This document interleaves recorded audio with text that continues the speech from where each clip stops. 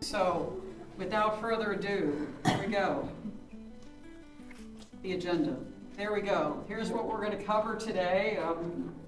Welcome, the call to action, election update, fundraising, and community outreach, and Jen's farewell. So why don't we get going? You ready? Yep. Just say next. Next. Don't go. No, don't go yet. So I just had to put this up here because I listened to Rachel's broadcast from last week, and I really felt energized because there were so many victories in many different respects in the courts. Yay, the courts. And there's a lot of craziness happening right now, a lot of lawsuits. President is filing against the IRS, a lot of stock trades that are going on with sort of inside, maybe conflict of interest issues. Like, how does this happen? I'm still trying to understand how a elected president of our country gets away with all this. But in any event, there's a lot of victories that are happening, and really in the immigration detention center world, where they're being shut down everywhere. They're being stopped. The courts are saying no. People are on the streets. You've seen the videos everywhere throughout the country in red districts. Doesn't matter. People understand that this is the line that is one step beyond where anybody is willing to go, regardless of their political stripes, red, blue, green, pink, I don't care. So I just wanted to say, if you haven't watched that, or I listened to it in the car, listen to her broadcast, not last night, but the week before. One of the things she said, which really stuck with me, is that sustained nonviolent opposition is working. So I keep thinking snow. Just think snow. Sustained nonviolent opposition works. We're doing it. It may be slow. It may be, we want it to happen faster, but it's happening. And I think that we have cause to be, to some degree, feeling positive, although this is happening here and then all of a sudden this ship is sinking over here. So it's the continuation, what we're used to, the juggling act that is being put before us. So anyway, listen to or watch the broadcast from a week ago, Monday. We're gonna have Nikki talk to us about our postcards. Okay, hi everyone. So we have two postcarding activities going on right now. One of them is working with the Progressive Turnout Project. They have basically started their Get Out the Vote efforts for the midterm elections. And they have keyed in on 12 states where they plan to send, through volunteers like us, 3.9 million postcards to Democrats in those states. The whole idea is to use that positive peer pressure kind of approach. That's what their messaging is about. To say, hey, what's your plan for the midterm elections on November 3rd, kind of thing. And that's basically the gist of the message. It's a very short message. So we have set up some dates in June and July. They are during the day right now, but we know that there are some of you who would like to come at night. And so as we schedule out beyond July, we'll make sure we have some evening sessions, and we'll go from there. We don't want anybody to worry about the postage for this initiative. Okay, we've gotten 3,000 postcards that we think ESI can send based on how we've been doing the postcards to go. If you're interested and want to donate postage, that'll be great. If you just want to write, that's even better, because that's what we really need, is to get the cards done. They won't be mailed until October, but we're gonna just chip away at it steadily. And so we'd love to see you. The next session is a week from today. We're in 133, so we go to the other room, but if you have any time on that day, for those who aren't working, and you wanna stop by, we'd love to have you. If you can't make any of those sessions and you'd really like to write to Alaska and Kansas and Maine, those are the 3 states that we have in hand right now, just let me know before you leave tonight and we'll make sure that we work it out so that that can happen for you. And then the second postcard initiative, also with the Progressive Turnout Project, this is their last news boosting campaign. And those are the campaigns that we've been writing through the winter months, basically, as postcards to go. So we have their last campaign. It's actually, we told them to give us whatever addresses were most needed. And so we'll be writing to voters, registered voters in Georgia. And the whole idea with this program that they did before the Get Out the Vote effort started is to say, here's a fact. This is a fact that is something that impacts you and other people, and they're trying to get it into the hands of people who are in areas where there's a lot of misinformation and disinformation. They don't have their statistics back on this initiative yet, so I don't have any numbers to share with you, but they are keeping track of all of that. And it'll be interesting to see what they're able to report statistically in terms of whether they were able to change anyone's behavior at the polls based on these news boosting postcards. We have them in packs of 10. On this one, again, don't let the postage stop you. If you're interested in writing, you can get them back. I'll get them back from you and we'll put the stamps on them. Don't let that be anything to deter, because the most important thing right now is to write and to get these things in circulation. So that's where we are, what we have. Call to action. At the last meeting, I heard from members that they wanted to do a sine wave. Actually, we heard that at the No Kings 3. So we put together a few dates for sine wave, and there was a group out there on Saturday from noon to 2. We have a pickup truck that decided to stop and block the road partially. He backed up to us and wanted to know. I think that Randy was engaging with him. I'm like, we don't need to talk to this person. I wanted to know if we wanted. Well, he just came up and said, so you want Iran to have a nuclear perspective? And I said, absolutely not. We agree totally with you. You really cannot stand here and block the road. Please move on. He was trying to get more ire, and at that point I just say, you really need to move on. We can't have you in front. Please move on. And he did. And as he did, he tried to speed off. And he was already in the lane, and there was a car that was passing him. And so there was almost a collision. But don't block traffic.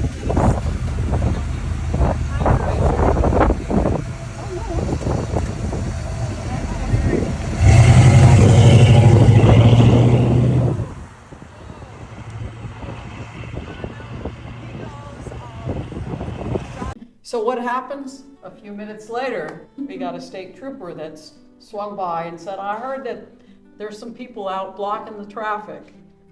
He had his camera on. We were all very polite. He said, well, there was this truck. So he explained about the truck, and he was fine with that. And he was very polite. He said, I understand you're entitled to be out here. You're no problems. I don't have any issues with you. I was just checking up on the call. So there were no arrests. So that is always good. So anyway, there's one scheduled for tomorrow from 5 to 7, and Carol and Randy are hosting it tomorrow night. We always need a host. I cannot commit to being the person that's going to be there for each one of these. So we have a host for May 30th. I think Casey, you've signed up for that duty. And if someone is interested in hosting, that means you just need to be there. On Saturday, June 6th, please let us know, because we need someone who will, is willing to just, there's no setup involved, just being there. First Amendment rights, we're not blocking anything, it's county property, public property, we're not on anyone's private property, it's safe, etc. So anyway, we hope to continue into the summer. Okay, next. All right, so here's, I'm sure everyone knows the election is around the corner. The primary is June 23rd. Voting is all day from 7 to 8 p.m. The rule is as long as you're in line before 8 p.m., you get to vote. There is early voting from Thursday, June 11th to Thursday, July 18th. The same rules hold, 7 a.m. to 8 p.m. If you need to figure out where to vote, or if you have someone who doesn't know where they're supposed to vote, they can go to vote411.org and you can check your registration, you can check your polling place, and other similar information. Important to know that you can register to vote on the very same day that you vote. You just need to make sure the person that needs to have a government issued ID and also proof of residency. So, you know, some sort of bill, utility bill or otherwise for their address. I imagine it's on your driver's license too. So there's plenty of information out there in terms of mail-in ballots. I didn't include all of that. You can go to vote411.org. You can go on the Maryland Board of Elections to get that information, or the League of Women Voters.org also has all of that information. And then there are a number of other candidate forums that are being put on by the League, the Queen Anne's County League of Women Voters, if you're interested. So you can listen to the Democrats and the Republican candidates for the first district on June 7th. Okay? Excuse me. Oh, yeah. Yeah, I'd just like to encourage everybody to go to the Republican ones as well. I mean, I'm a registered Republican because I felt like when I moved here, if I didn't vote in the primary, you gotta vote for who might win. It's changed it as the primary. But I feel like if we go to these Republican ones, we can ask questions that put them on the spot to answer, like, you know, hey, gas is really, focus on these local issues that other conservative people might be like, hey, yeah, they're right. This sucks, you know? And maybe we can start swaying and showing them also that this district isn't pure red, that they keep thinking it is. Right. That's great, Ren. Great suggestion, yeah. Just as long as, yeah. If you're not persuaded. ESI has been working on an election committee, or our own election committee, which used to be a committee of one. That was me. But fortunately, we finally seem to have a committee, and people are coming forward who are happily taking on responsibilities. One of the first things that we have done, and just to give you just a broad strokes, is that we are leading, ESI is leading a coalition of indivisible groups here in the first district. So we've been organizing with them, coordinating, having calls with them, trying to strategize, not because we have to or anyone has to be part of that, but so that we all communicate and understand what we're working on and how we might be able to sort of support each other's efforts and not reinvent the wheel every time. So we've been doing some of that. We've also, with respect to that, have met with the campaign managers of two of the campaigns, Randy White and Dan Schwartz, to understand exactly how they are organized so that when whoever wins the primary on June 23rd, we are ready to jump in and know that this is how they're going to operate. We're ready to launch into action rather than waiting until June 23rd or 24th and saying, okay, how can we help you? So those conversations have already started, and we are disseminating that information to the other indivisible groups so that everyone is on the same page. In addition, Jen can attest to this, since last year, the groups outside of this district have been knocking on our door saying, we want to help you get rid of Andy Harris, we want to be part of that effort, we want to do it, we want to do it, and they keep knocking on our door. And so we've had meetings, we are making sure that we communicate with them so that they understand what they can do, how they can help the campaign that wins, and how we can all coordinate efforts, which would include the fact that ESI is going to launch a fundraiser, which you'll see on the next slide, to raise money for billboards. The similar billboards that I'm sure you see. Cambridge Indivisible has 2 billboards up. They're anti-Andy Harris billboards, and they go to the andyfiles.com, a website that Cambridge created, Michelle Fowle created, which is basically a report card of Andy Harris's record. And so they are willing to share their artwork with us so that we can, once we have enough money and raised money for the billboards, we can use that artwork.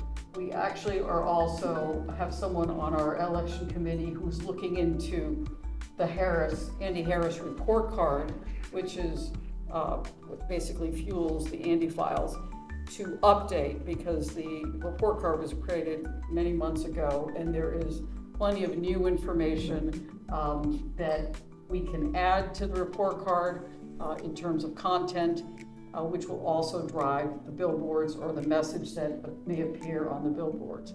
The billboards will have a QR code that will take people to the Andy Files. I'm going to talk about the fundraiser next, but that is going to be sort of the focus of our fundraising efforts for the foreseeable future. We'd also like to raise money to create postcards to send to the 120,000 independents in this district. And this is where those groups outside of our district, they're all, we love postcards, you're gonna love them so much, we're gonna send you lots of postcards. So they won't be saying that for much longer, but that's another expenditure in terms of being able to fund the postcards and have them printed. So we are working on these issues, and hopefully by our next meeting, one before that, we will have more to report on that. I think the idea is that the lead time for the billboards, that we're probably looking at the end of July, beginning of August, if we're lucky, and if we've raised the money for the billboards to be able to put them up. We're looking at areas along 50 from here to Talbot, and 213 and 301. We want to make sure we get the local traffic. We're not really so interested in the beach traffic. They're not going to vote one way or the other. So these are the kinds of things that we're working on. We're also working on phone bank training and looking into the possibility of using the deep canvassing techniques for phone banks, which are different than the great get out the vote type calls. So we actually have a meeting tomorrow. I'll be meeting with Ron Deb, Dan Schwartz's campaign manager, to see what his thoughts are and see if they're interested in learning more about this and are interested in either incorporating it into their phone banking, or independently ESI could create its own phone banks and do this type of work, just having conversations with voters, as long as it's not going to interfere with what how the campaign wants voters to be contacted. And then we'll also be providing technology training, because using the dialers, how many people have done phone banks in the last couple of years? So it's a little bit of a trip. I know there's the fear factor of just being on the calls, and getting people to hang up on you or curse you out or not answer or whatever. So it's not a great thing for your ego to, be on these phone banks. But on the other hand, when you have a really good conversation with someone, it is definitely worth it. But the technology piece is another obstacle. And so I just want to make sure that before we start phone banking, everyone has a primer on how to use the technology. And then when you sign up for a phone bank, the first 15, 20 minutes, half hour will be devoted to how to use the technology. But it's usually taught by someone who's about 18 years old and doesn't understand that we did not grow up with this technology. So it's a two-step process. Yes? Isn't everybody getting together at a location, or somebody's doing it from their home? Well, these are all virtual events. You can do it from your home. That's the beauty of it. You don't have to get up and go anywhere. In the old days, we used to do it together in someone's house or at a library, and we've tried doing that last year. And I think that there's something to be said for getting together and doing it with other people, because it can be very isolating and not depressing, but you have to have the fortitude to keep going. So maybe you can compete with the person next to you, how many callers you're actually going to speak to, or cheer each other up as you get all the hang-ups. But I think it's something that can be done either way. So there'll be more information on that to come. All right. I promise, fundraising for the to unseat Andy Harris. So we are, we're rule followers here, so we are working to get the approval from Indivisible National so that we can raise money in our ActBlue account and have permission to use it for political spending, which this would be. So we need their approval. We're working on all that. Here's what I talked about in terms of what we're going to use those funds for, and the messages. Those are the two billboards that they put up. And I thought they had QR codes, so I stand corrected. There's no QR code. It's just the andyfiles.com. That's how we got one of our volunteers for the election committee just recently.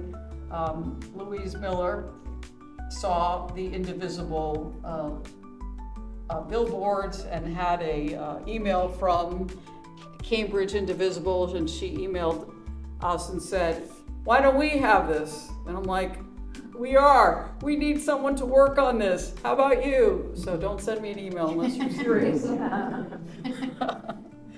We're going to have a whole social media campaign on this, right, Mike? Absolutely. Okay. Social media, our communications marketing guru. All right. Okay, my turn again. So, while we're fundraising and waving signs and writing postcards and doing all these incredibly important things, we also want to do one thing on the left that would be social. We like to try to have some social activities. Actually, we've been mandated to have social activities by our fearless leader and previously leaders.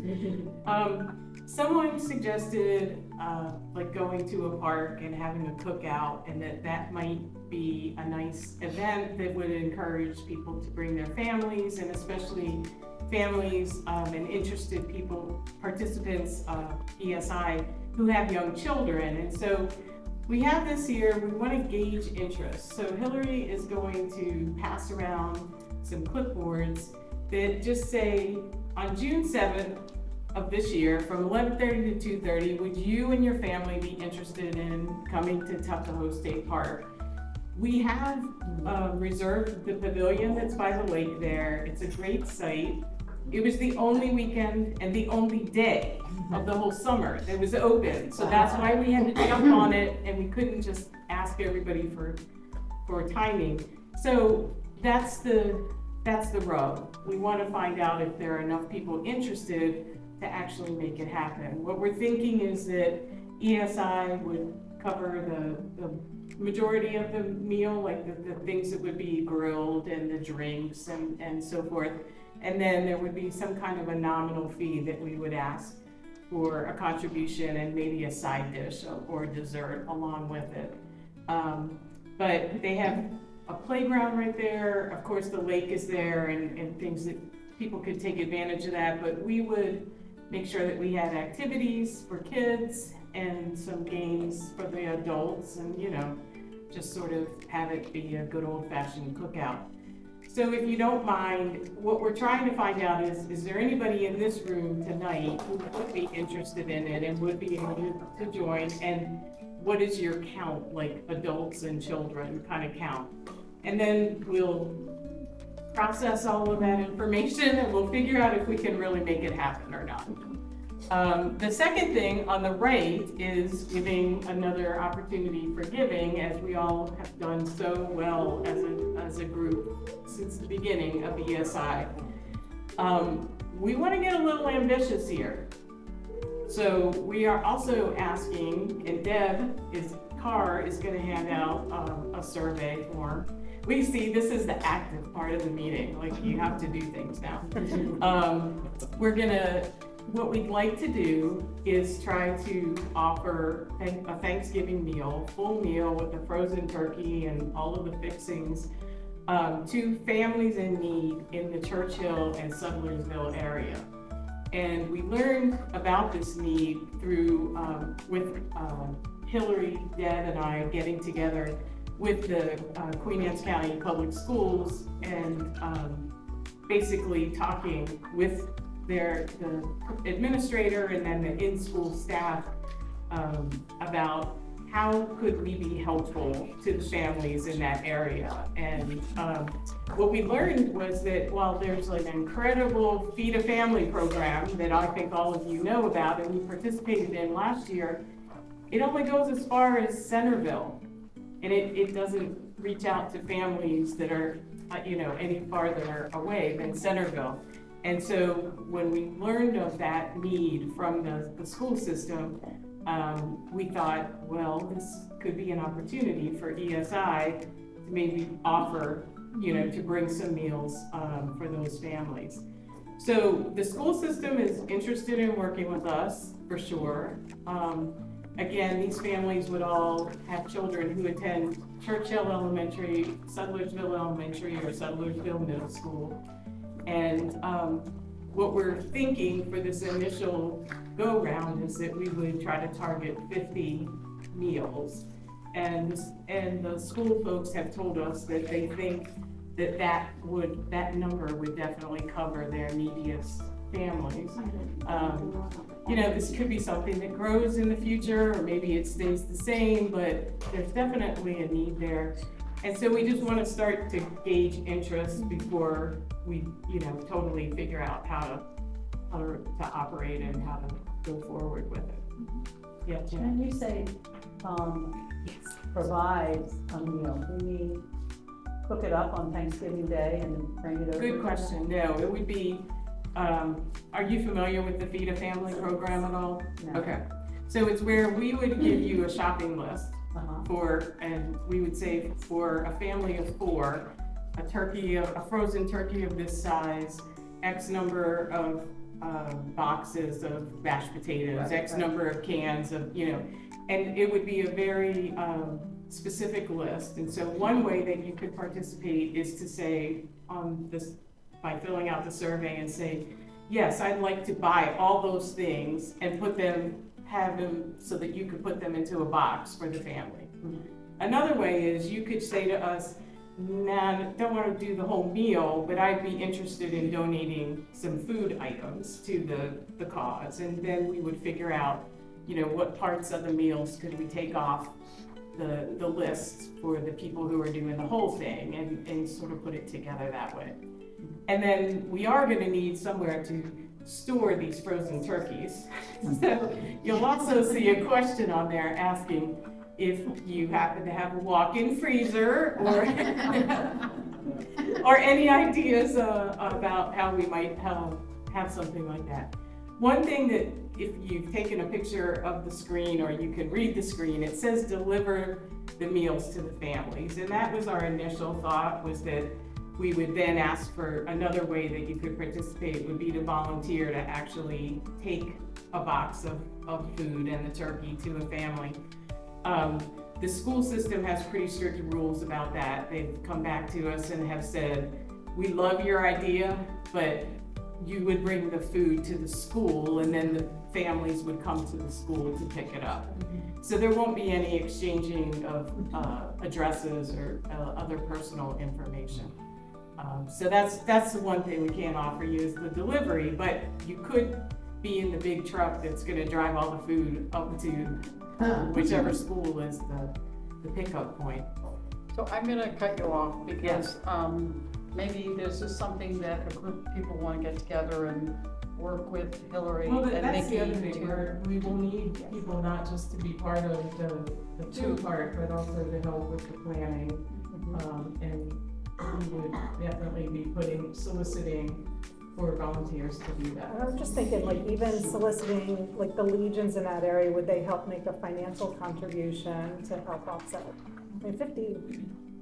So I just want Yeah. to give a shout out to Nikki and Hillary for, there's no slide, but we did the rebuilding Eastern Shore a couple of weeks ago in April, and there are a number of you who were there. Raise your hands if you were there working away, and we built a ramp.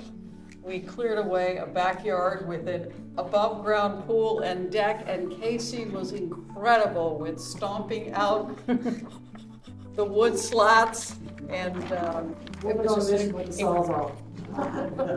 homeowner was just, I think Nikki was out clearing out flower beds. It was just. I did the storm door from hell. What's that? The storm Oh, the door. storm door from hell, right. Our storm door team. Yes. It was just, you know what, it's just, if nothing else, we don't save our democracy. At least we have contributed to this community over the past year, and we wouldn't be here. I'm gonna segue. We wouldn't be here if it weren't for someone else in this room. So Jen, can you come join me, please? Oh.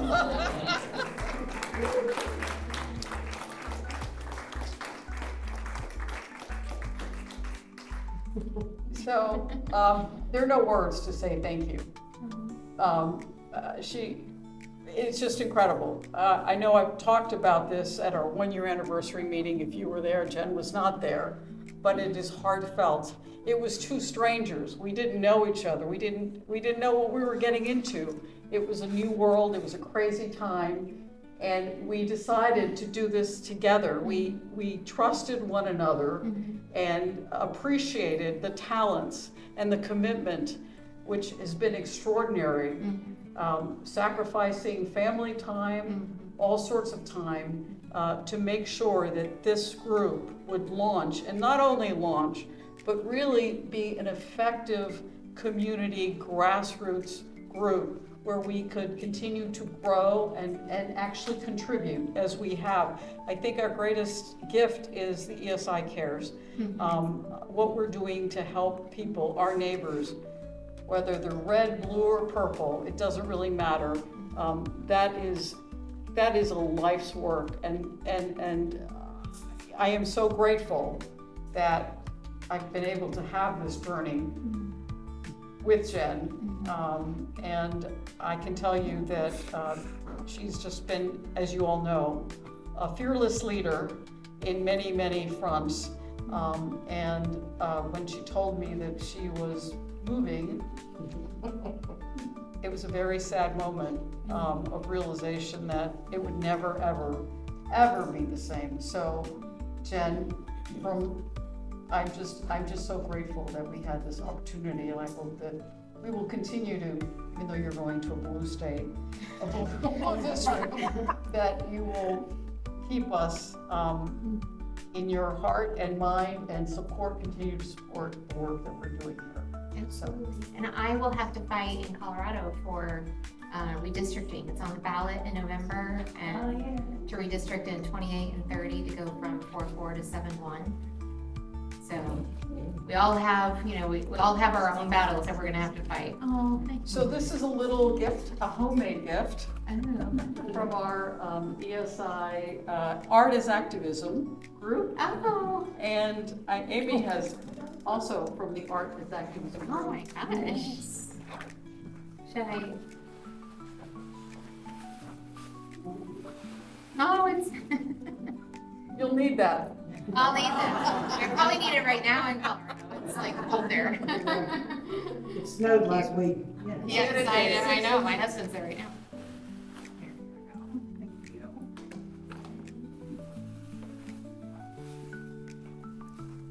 Oh. That's the Arboretum. That's so sweet. Oh, it was hanging in the, oh, so sweet.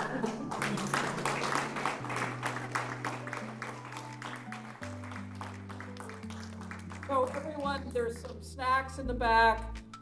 We tried to leave some time to mingle. You don't have to rush out. Say your farewell. And just let's enjoy some time together. Thank you. Speech, wait, there's a speech. No, I don't need to say anything. No. Just, I've enjoyed, it was a lot of work. It was just the two of us for the longest time. And we had many Zoom calls. And, but we decided to form this group in the car on the way to a protest in DC. And we got to work right away, and it's really been a labor of love to form the group and to build it and to, I remember the very first meeting, and we were so like gobsmacked with how many people signed up for that very first meeting. It was amazing. We had to have 2 just because the room couldn't fill everyone. It was great. But through the last year, I've met some amazing people. I've met most of you in this room, and it's just been a really great experience.